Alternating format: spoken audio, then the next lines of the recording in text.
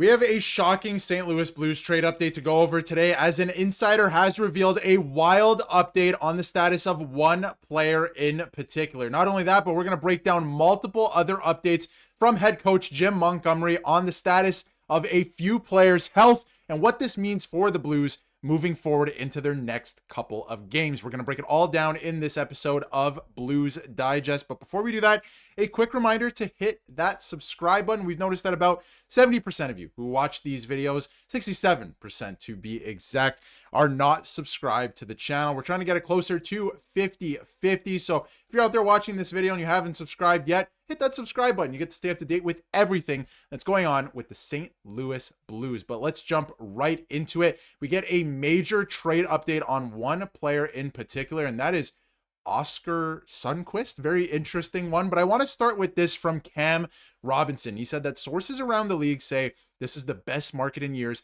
for anyone dangling a top six center. The demand is huge and the prices reflect it. And because of that, I think that the price on other players like an Oskar Sundqvist, with so many injuries around the league as well, will skyrocket because of what's happening with this. So because of this, everything is going to move up in terms of pricing. And now this from Cam Robinson as well. He also reported that on the Canucks center search. Now keep in mind, the Vancouver Canucks are absolutely injured to no end at this point. I mean, they got ECHL guys playing in the AHL. They got AHL guys on their main roster. They have so many injuries. I can't even keep up to date with it. One player that did get mentioned to me a couple of times is Oskar Sundqvist from the St. Louis Blues. Now, does this make sense for the Blues? I think it possibly could, right? But I don't know if you want to trade a player like Oskar Sundqvist for nothing in return, really, at this point in time, because he's a bit of a glue guy to me. And we know what he's about, right? Great vision on this play the other day, by the way.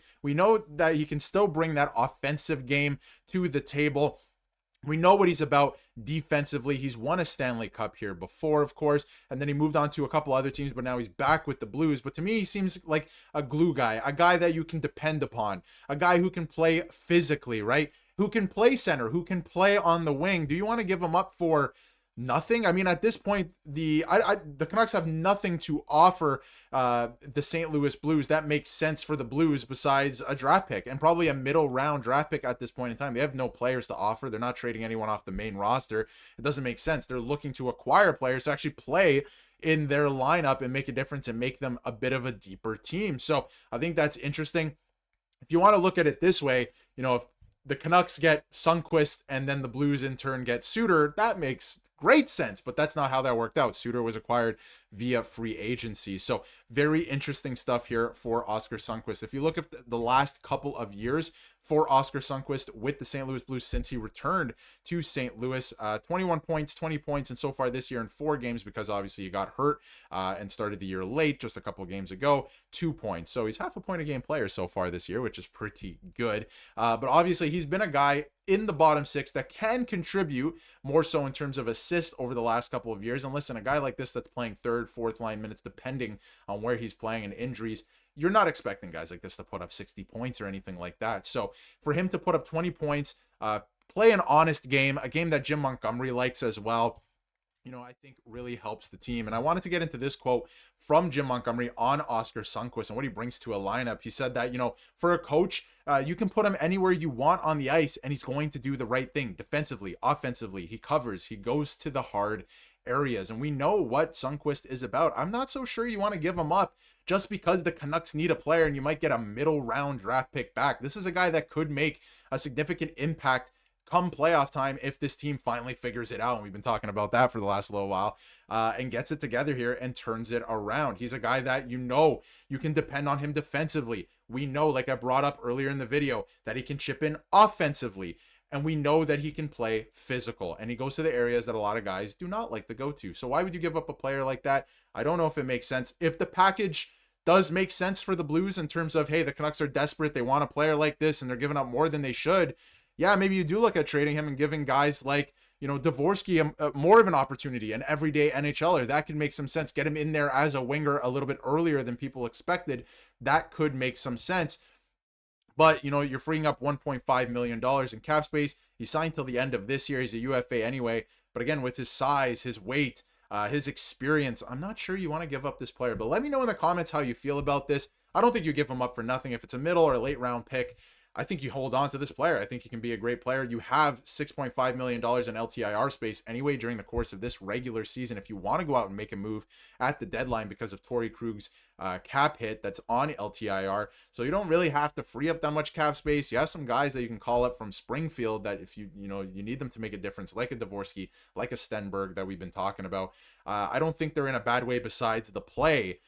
In terms of, having to move out cap or anything like that. I think they're fine. So again, if it's a package that, kind of blows the Blues away, maybe you look at it, but I would hold on to Sundqvist. Let me know how you feel about that in the comments. One thing I wanted to move on to is one thing with some of the moves that they are making and an update on one player in particular from Jim Montgomery. And I thought this was interesting from Lou, and shout out to Lou. He's been doing fantastic work all year, not just this year, but of course all the time. But not only did the St. Louis Blues recall Dvorsky on Wednesday, but he's going to be in the lineup against the Vancouver Canucks. And full disclosure, I'm recording this right before the game. You guys will see this the next morning. Hopefully they pick up a big win against an injured team.